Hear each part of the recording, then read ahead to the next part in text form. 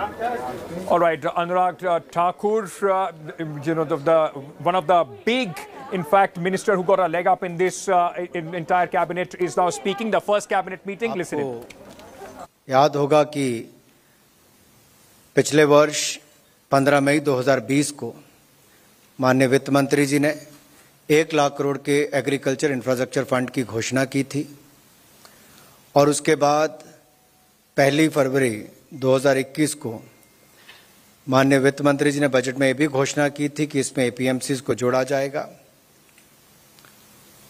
और बड़ी बात यह है कि एपीएमसीज का और सशक्तिकरण हो, उनके माध्यम से और किसानों को लाभ मिल सके, उस दृष्टि से बड़ा निर्णय किया गया है कि ये जो 1 लाख करोड़ रुपया है इसको एपीएमसीज के माध्यम से अलग अलग आधारभूत ढांचा बनाने के कैसे अवसर दिए जा सकें, जिसकी विस्तृत जानकारी माननीय कृषि मंत्री जी आपको देंगे। इसके अलावा जो हमारा कोकोनट डेवलपमेंट बोर्ड है, उसको ही कोकोनट डेवलपमेंट बोर्ड एक्ट 1979 में कुछ अमेंडमेंट्स की गई हैं कि जिसमें चेयरमैन की पोस्ट को लेकर उसकी बजाय उसमें और प्रोफेशनलिज्म आए, नॉन एग्जीक्यूटिव चेयरमैन, और इसमें भी कोकोनट के उत्पादकों को उससे जुड़ी हुई इंडस्ट्री को बल मिलेगा। पहले निर्णय में जहां एपीएमसी के माध्यम से देश भर के किसानों को और लाभ देने का काम किया है, जैसा पहले ई-नैम्स के माध्यम से भी मंडियों को और मजबूत करने का काम किया, एक के बाद दूसरा निर्णय मोदी सरकार में माननीय कृषि मंत्री जी ने जो लिए हैं वो एपीएमसीज को मजबूत करने के लिए उस पर विस्तृत जानकारी माननीय मंत्री जी देंगे। जो दूसरा विषय हेल्थ से रिलेटेड है, क्योंकि पिछले वर्ष के बाद ही लगातार कोरोना से लड़ने के लिए बहुत सारे कदम केंद्र सरकार ने भी उठाए, राज्य की सरकारों की मदद करने का काम भी किया। आपको याद होगा emergency response and health fund जो हमने किया था पिछली बार, वो 15,000 करोड़ रुपया सबसे पहली मदद के रूप में केंद्र सरकार ने राज्यों को अपनी टेस्टिंग फैसिलिटीज, लैब्स और बाकी आधारभूत ढांचा हेल्थ से रिलेटेड सुधारने के लिए दिया था। उसके बाद ये भी निर्णय किए कि एसडीआरएफ का पैसा भी कोविड की लड़ाई में इस्तेमाल किया जा सकता है। ये निर्णय भी उस समय हुआ था कि नेशनल हेल्थ मिशन के पैसे को भी उसमें उपयोग किया जा सके, क्योंकि कोविड से जंग जीतेंगे हम।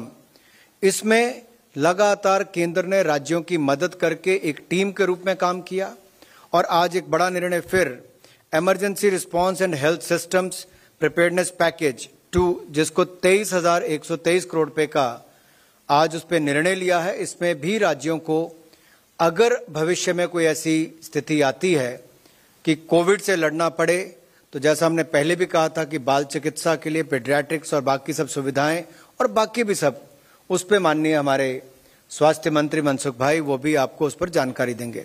मैं पहले आग्रह करता हूं आदरणीय नरेंद्र सिंह तोमर जी से, माननीय कृषि एवं किसान कल्याण मंत्री जी, और उसके बाद माननीय मनसुख भाई उसके बाद स्वास्थ्य के बारे में जानकारी देंगे।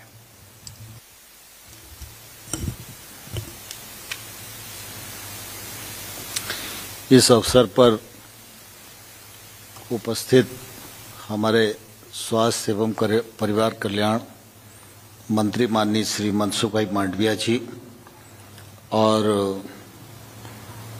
हमारे सूचना प्रकाशन मंत्रालय के नवनियुक्त मंत्री माननीय श्री अनुराग ठाकुर जी, सचिव कृषि डीजी साहब और उपस्थित मित्रों, जैसा कि माननीय मंत्री जी ने आप सबके समक्ष विषय रखा कि आज मंत्रिपरिषद की बैठक संपन्न हुई।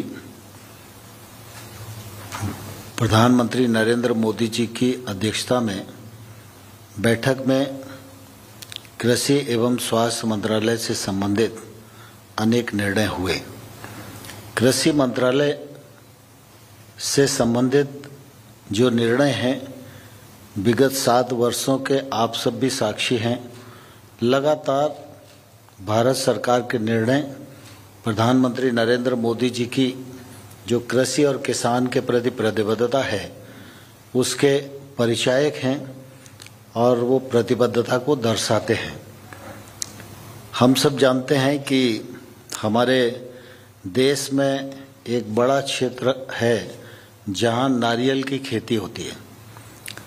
नारियल की खेती का में उत्पादन बढ़े, उनके किसानों को सहूलियतें दी जा सकें, उनकी उत्पादकता बढ़े, और इस सारे काम को देखने के लिए नारियल बोर्ड 1981 में अस्तित्व में आया था। इस नारियल बोर्ड के एक्ट में हम लोग संशोधन करने जा रहे हैं। एक तो बोर्ड का जो अध्यक्ष है वो गैर शासकीय व्यक्ति होगा, उसी परिक्षेत्र से होगा, किसान पृष्ठभूमि में होगा और जो फील्ड की गतिविधियों को ठीक प्रकार से समझ सके। और एग्जीक्यूटिव पावर के लिए एक सीईओ होगा, उसके अंदर एग्जीक्यूटिव पावर निहित रहेंगी। बोर्ड में दो प्रकार के सदस्य हैं। एक प्रकार है केंद्र सरकार द्वारा नामित कुछ राज्य जो उसमें प्रतिनिधि के तौर पर रहते हैं। दूसरी श्रेणी ऐसी है जो बाकी राज्य बचते हैं, वो चक्रानुक्रम से उसमें जुड़ते जाते हैं और उनका कार्यकाल समाप्त होता जाता है। इस बार हम लोगों ने यह भी फैसला किया है कि केंद्र सरकार जिन 4 सदस्यों को नॉमिनेट करती है उनकी सदस्य संख्या बढ़ाकर 6 की गई है और अब आंध्र प्रदेश और गुजरात भी उसमें मेंबर होंगे। यह भी परिवर्तन करने हम जा रहे हैं। तीसरा इस क्षेत्र में परिवर्तन है कि नारियल बोर्ड अभी तक भारत के भीतर बोर्ड की गतिविधि हो, नारियल की खेती हो, इस दृष्टि से काम कर सकता था, विचार कर सकता था, योजना कर सकता था, उसे क्रियान्वित करने की कोशिश कर सकता था। लेकिन अब नारियल की खेती और नारियल के किसान को और लाभ हो, इस दृष्टि से वह भारत के बाहर भी गतिविधि की आवश्यकता है तो बोर्ड उस पर विचार कर सकता है और आगे बढ़ सकता है। ऐसे 3-4 प्रकार के संशोधन निश्चित रूप से इस दिशा में हुए हैं। दूसरा आप सबको ध्यान में है, और मैं किसान आंदोलन से जुड़े हुए मित्रों को भी कहना चाहता हूं, आमतौर पर ये कहा जाता है कि नए कानून आए उससे एपीएमसी खत्म हो जाएगी। आप सबके ध्यान में है कि भारत सरकार ने जो कुछ भी समय समय पर कहा है उसको करने का सदप्रयत्न किया है, और जो घोषणा बजट में भारत सरकार की होती हैं उनको भी क्रमशः हम पूरा करते हैं। जब इस बार बजट आया था तो ये कहा गया था कि मंडियां समाप्त नहीं होंगी, मंडियों को और मजबूत किया जाएगा, मंडियों को और संसाधन मिले इस दृष्टि से प्रयत्न किया जाएगा, और जो कृषि अवसंरचना फंड 1 लाख करोड़ रुपए का आत्मनिर्भर भारत के अंतर्गत प्रावधान किया गया है, उस 1 लाख करोड़ के फंड का उपयोग ये एपीएमसी कर सकेंगी। तो बजट की जो घोषणा थी उस घोषणा को पूर्णता प्रदान करने की दृष्टि से आज मंत्रिपरिषद में यह विषय आया। तो आज मंत्रिपरिषद के निर्णय के अनुसार एपीएमसी भी अब उसके लिए पात्र होंगी और वो इंफ्रास्ट्रक्चर फंड का अपने संसाधन बढ़ाने की दृष्टि से, किसानी के लिए अधोसंरचना उपलब्ध कराने की दृष्टि से उपयोग कर सकेंगे।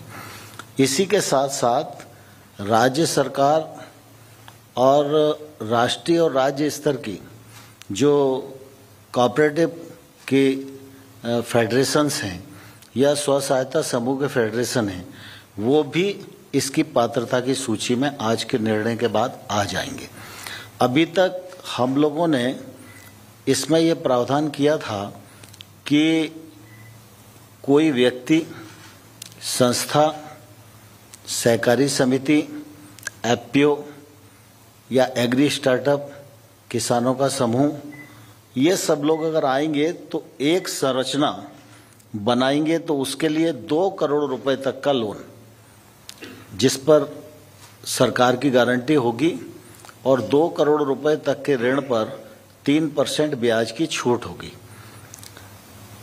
स्वाभाविक रूप से हम सब इस बात को जानते हैं, कई बार व्यक्ति भी इतना क्षमतावान हो सकता है कि एक से ज़्यादा प्रोजेक्ट वो कर सके। संस्थाओं की क्षमताएं तो निश्चित रूप से और भी होती हैं। इसलिए आज हम लोगों ने ये भी निर्णय किया है कि यदि व्यक्ति एक से अधिक प्रोजेक्ट करेगा, लेकिन उसकी अधिकतम सीमा 25 होगी और ये परियोजनाएं अलग अलग गांव क्षेत्र में करना पड़ेगी। वो एक स्थान पर 10 परियोजनाएं नहीं कर सकता। तो अगर वो 25 तक भी परियोजनाएं करता है तो हर परियोजना को अलग अलग 2 करोड़ रुपए तक ब्याज पर छूट और गारंटी की पात्रता रहेगी। राज्य सरकार की जो एजेंसियां हैं या राष्ट्रीय और राज्य स्तर की जो कोऑपरेटिव्स हैं, फेडरेशंस हैं, ये लोग पर यह बंदिश लागू नहीं होगी। वो 25 से अधिक भी, लेकिन विकेंद्रीय रूप से अगर इंफ्रास्ट्रक्चर बना सकते हैं तो अलग अलग प्रोजेक्ट मानकर उनको छूट देने की पात्रता निश्चित रूप से रहेगी। इस दृष्टि से हम लोगों ने इसको आगे बढ़ाने का प्रयत्न किया है और मंडी के मामले में ये भी निर्णय किया है कि मंडी का जो परिक्षेत्र है, मतलब एक मंडी का परिसर हो गया, लेकिन कृषि उपज मंडी जिस पूरे कमांड क्षेत्र में काम करती है, उस कमांड क्षेत्र में अगर वो एक से अधिक परियोजनाएं बनाएगी अपने किसानों के लिए, तो उसको भी इस प्रकार की पात्रता रहेगी। इस दृष्टि से आज के ये निर्णय निश्चित रूप से बहुत ही महत्वपूर्ण हैं और इस योजना की हम लोगों ने अवधि बढ़ाने के लिए भी निर्णय किया है। मैं समझता हूँ इस निर्णय से अधिक लोग लाभान्वित होंगे, अधिक इंफ्रास्ट्रक्चर बनेगा और आज इसका दायरा काफ़ी बढ़ गया है। और विशेष रूप से जो बात कही जाती थी कि एपीएमसी खत्म हो जाएंगी, एपीएमसी खत्म नहीं होंगी। कृषि कानून लागू होने के बाद भी कृषि उपज मंडी को करोड़ों रुपए का साधन भारत सरकार की ओर से इस इंफ्रास्ट्रक्चर फंड में से उपलब्ध कराया जाएगा, जिससे वो सशक्त होंगी, उनके आय के साधन बनेंगे और अधिक किसानों के लिए वो उपयोग में आ सकेंगी। प्रमुख रूप से मुझे इस अवसर पर इतना ही कहना था।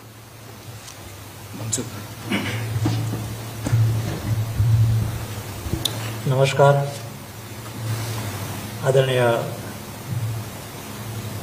तोमर साहब, आदरणीय अनुराग जी, सेक्रेटरी एग्रीकल्चर और सभी पत्रकार बंधु भाइयों एवं बहनों, आज हेल्थ के संदर्भ में कैबिनेट में एक महत्वपूर्ण फैसला किया गया है। आप सब लोगों को पता है कि अप्रैल 2020 में पहला package emergency Covid response package के रूप में 15,000 करोड़ रुपीस का दिया गया था और ये पैकेज का अच्छी तरह से उपयोग भी हुआ और उसका रिजल्ट भी आया। आपने देखा होगा कैटेगरी 1 में कोविड डेडिकेटेड हॉस्पिटल हमारे पास 163 थी, वो बढ़ के 4,389 हो गई। कैटेगरी 2 में डेडिकेटेड कोविड हेल्थ सेंटर उस वक्त हमारे पास था ही नहीं। ये पैसा का उपयोग करके 8,338 हमने डेडिकेटेड कोविड हेल्थ सेंटर बना लिया। वैसे ही कैटेगरी 3 में डेडिकेटेड कोविड केयर सेंटर आज 10,011 हमारे पास बन चुके हैं। ऑक्सीजन सपोर्टेड बेड्स हमारे पास 50,000 ओनली थे, उसको बढ़ा के 4,17,396 आज के दिन में हो चुका है।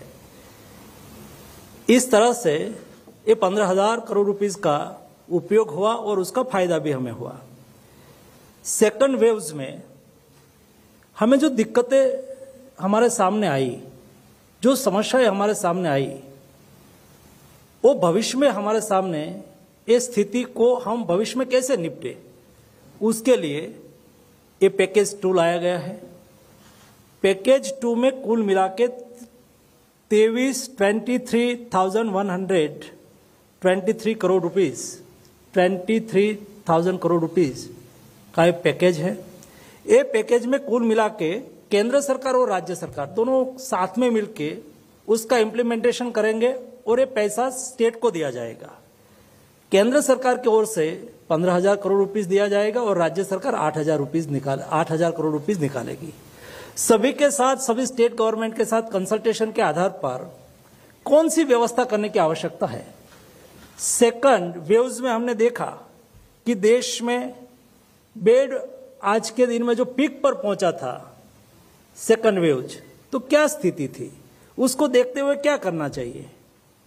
देश में भविष्य में ऑक्सीजन की क्राइसिस ना खड़ी हो, उसके लिए क्या करना चाहिए। सभी स्टेट के साथ विस्तार से कंसल्टेशन हुआ। क्रिटिकल मेडिसिन की कोई किल्लत ना हो, उसके लिए भी व्यवस्था भविष्य के लिए बनाने के लिए, और भविष्य में बच्चों में कोविड का फैलावा हो तो उसके सामने हम कैसी व्यवस्था करें। एक कुल मिला के ये सारे विषय को जोड़ के ये पैकेज बनाया गया है।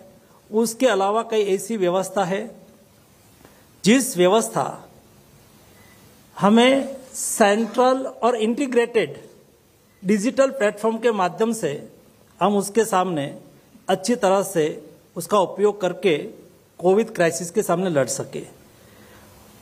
क्या हम टेलीमेडिसिन का यूज नहीं कर सकते हैं? क्या हम टेली कंसल्टेशन नहीं कर सकते हैं? उसके लिए एक अच्छी फैसिलिटी क्रिएट नहीं कर सकते? उसके लिए भी इस पैकेज में व्यवस्था की गई है। उसके अलावा ये सारी पैकेज का इम्प्लीमेंटेशन जब स्टेट गवर्नमेंट करने के लिए जाए तब सभी स्टेट में अलग अलग व्यवस्था होती है, अलग अलग सैलरी होती है। हमने प्रावधान रखा है कि अगले दिनों में 9 महीने तक, मतलब जुलाई टू मार्च तक देश में मेडिकल इंटर्न हो, रेसिडेंट डॉक्टर हो, फाइनल ईयर्स में जीएनएम स्टूडेंट हो, बीएससी नर्सिंग में स्टडी करता हो ऐसे स्टूडेंट हो, उसकी सेवा भी लेने की आवश्यकता हो तो ले सके। इसके लिए स्टेट गवर्नमेंट व्यवस्था करे और व्यवस्था में भी इस पैकेज से सहयोग मिलेगा। उसके उपरांत देश में 736 डिस्ट्रिक्ट में पीडियाट्रिक केयर यूनिट बनाने के लिए भी उसमें प्रावधान रखा गया है। हर स्टेट में पीएससी और सीएससी लेवल पर हम बेड निर्माण कर सके, उसके लिए 2,44,000 बेड बनाने की व्यवस्था और उसका प्रावधान इस पैकेज में किया गया है। 20,000 आईसीयू बेड निर्माण करने के लिए भी इस पैकेज में व्यवस्था की गई है और उसमें 20% बच्चों के लिए विशेष हो, उसका हाइब्रिड यूज हो सके। बच्चों पेशेंट के रूप में आए तो वो आईसीयू में उसके लिए भी उपयोग हो सके और बड़े लोग आए उसके लिए भी उपयोग हो सके। ऐसा हाइब्रिड व्यवस्था खड़ी करने के लिए भी हमने उसमें प्रावधान किया है। कुल मिला के कभी आवश्यकता हो जाती है, कोई क्षेत्र में बढ़ गया, महामारी बढ़ी, तो उसके लिए हमें एक बड़ी साइज का फील्ड हॉस्पिटल बनाने की आवश्यकता हो गई। तो उसके लिए भी 5,000 बेड और 2,500 बेड ऐसा करके 100 और 50 यूनिट में हम बना सके, उसके लिए भी व्यवस्था की गई है। इस बार हमने देखा कि ऑक्सीजन की डिमांड जिस तरह से बढ़ी, कई लोकेशन पर प्रोडक्शन था लेकिन ट्रांसपोर्टेशन सिस्टम में भी बहुत दिक्कत आई। तो ऐसी स्थिति भविष्य में निर्माण न हो जाए, उसके लिए भी हर डिस्ट्रिक्ट लेवल पर 10,000 लीटर क्षमता की व्यवस्था, हमने स्टोरेज क्षमता की व्यवस्था हर डिस्ट्रिक्ट पर 10,000 लीटर स्टोरेज की व्यवस्था हो। ये 9 महीने में हमें सारी व्यवस्था करें, जैसे कि भविष्य में ऐसी कोई स्थिति निर्माण हो जाए तो उसका सामना हम अच्छी तरह से कर सके। जब पेशेंट को घर से हॉस्पिटल तक ले जाना होता है, जब पेशेंट को घर से हॉस्पिटल तक ले जाने के लिए एम्बुलेंस की आवश्यकता हो, उसके लिए भी हमने इस पैकेज में व्यवस्था की है। कुल मिला के मेडिसिन की भी किल्लत ना हो जाए, सेंट्रल लेवल पर भी बफर स्टॉक के लिए, स्टेट और डिस्ट्रिक्ट लेवल पर भी 1 करोड़ रुपीस की मेडिसिन डिस्ट्रिक्ट लेवल पर प्रोक्योर करके बफर स्टॉक कर सके, ऐसी भी व्यवस्था इस पैकेज में की गई है।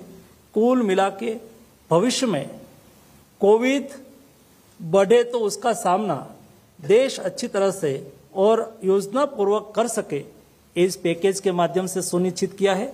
मुझे विश्वास है कि इस पैकेज का इम्प्लीमेंटेशन 9 महीने में किया जाएगा और भविष्य में कोविड की जो स्थिति बढ़े तो उसका हम अच्छी तरह से सामना कर पाएंगे। धन्यवाद। Thank you, sirs. We'll now take a few questions.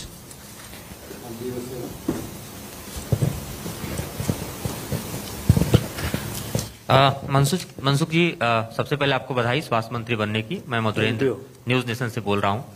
आपने जो पैकेज की घोषणा की, जाहिर तौर पर थर्ड वेव की तैयारियों के मद्देनजर और आगे की जो चुनौतियां हैं कोविड की, उसके लिए की गई है, लेकिन इसका टेन्योर लंबा रखा गया है, 9 महीने का टेन्योर, जबकि जो एक्सपर्ट हैं वो बता रहे हैं कि अगस्त या सितंबर से थर्ड वेव शुरू हो जाएगी।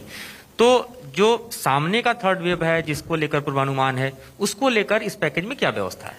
ये कोविड के सामने हमें सामूहिक लड़ना है और 9 महीने मैक्सिमम है। ये हम 3 महीने 2 महीने हमारी आवश्यकता के अनुसार, लेकिन व्यवस्था हम करें, तुरंत ही आवश्यकता हुई तुरंत ही कर ले, हमें जल्दी से जल्दी करना है, लेकिन ये लिमिटेशन मैक्सिमम है। हम अपेक्षा करते हैं कि शॉर्ट टाइम में ही हम पूरा करें। स्टेट गवर्नमेंट को पूरा करना है, स्टेट गवर्नमेंट की आवश्यकता के अनुसार वो काम करेंगे और पूरा करेंगे। हमारी ये प्रतिबद्धता है कि स्टेट को हर संभव हम मदद करें। हमने तो पहले भी जो SDRS से 28,000 करोड़ रुपीज, उसमें 75% सेंट्रल गवर्नमेंट का शेयर होता है। सभी स्टेट गवर्नमेंट को कह के रखा है कि आपको इमरजेंसी में यूज होने की आवश्यकता हो तो उसका भी यूज कर सकते हैं। 58 नरेंद्र सिंह तोमर जी, रमन न्यूज 24 से बोल रहा हूं। आपने कहा कि आज कैबिनेट में जो महत्वपूर्ण निर्णय हुए और आपने किसान आंदोलन से जुड़े लोगों तक संदेश पहुंचाने की कोशिश की, आपको लगता है कि आज के इस बड़े फैसले के बाद किसान आंदोलन में जो लोग शामिल हैं उनको आप अपील करेंगे कि वो अपना आंदोलन वापस लें, या आंदोलन वापस अगर वो नहीं लेते हैं तो बातचीत के लिए आप इनवाइट करेंगे उनको?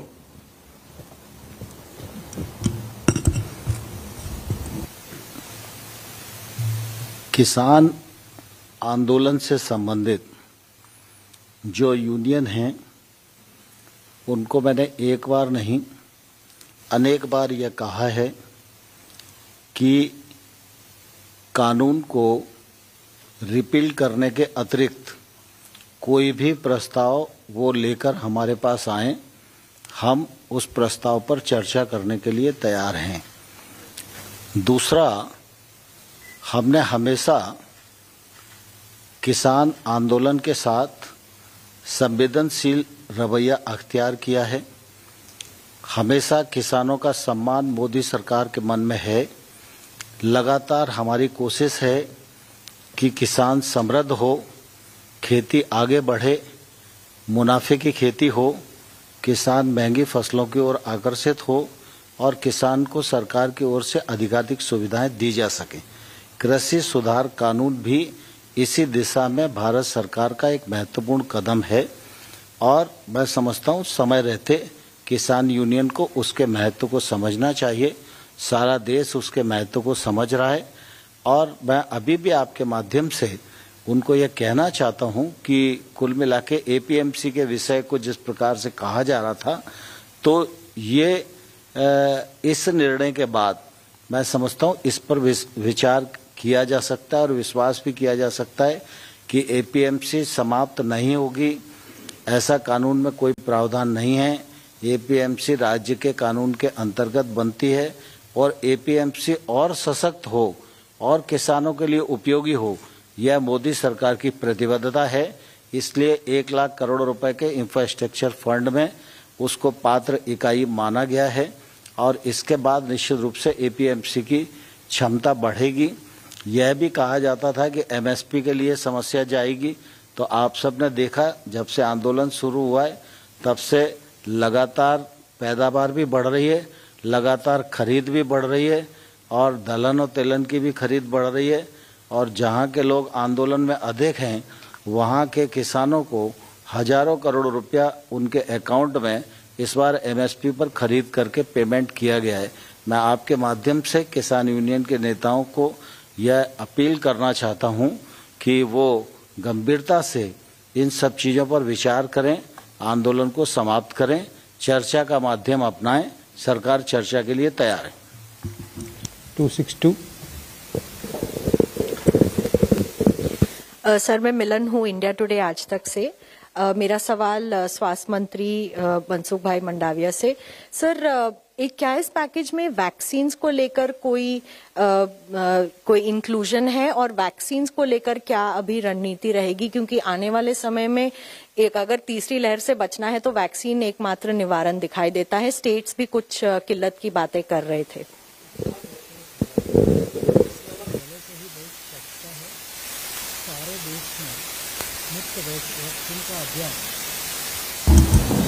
सारे देश में मुफ्त वैक्सीन का अभियान चल रहा है और उसके लिए प्रोडक्शन और सप्लाई का मैप बना हुआ है। उसके आधार पर वैक्सीनेशन आज के दिन में हो रहा है। 25% वो प्राइवेट हॉस्पिटल अस्पताल के माध्यम से, 75% गवर्नमेंट की ओर से वैक्सीनेशन किया जा रहा है। उसके लिए जो भी खर्च होगा वो भारत सरकार उठाएगी। Thank you, friends. We close the press conference now because the honourable ministers have to leave and join the Council of Ministers.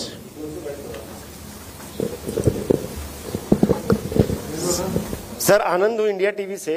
कुछ लोगों को आपका ऐसा लगता है कि एलिवेशन जो है वो पसंद नहीं आया है। वो लोग आपके पुराने ट्वीट्स को निकालकर आपकी भाषा का मजाक उड़ा रहे हैं, सोशल मीडिया पर ट्रोल कर रहे हैं। तो ऐसे लोगों को जो परफॉर्मेंस नहीं देखते, जिनका काम ही सिर्फ ट्रोल कर रहे हैं, उनको क्या जवाब दें? उसके लिए मेरी कोई कमेंट नहीं। Thank you, friends. ऐसे लोगों पर आप धारणा बनाओ।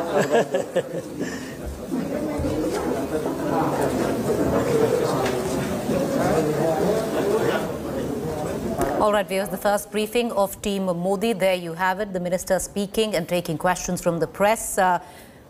They are moving now after addressing the press for the last 40 minutes, taking questions. Big takeaways there as well, at least for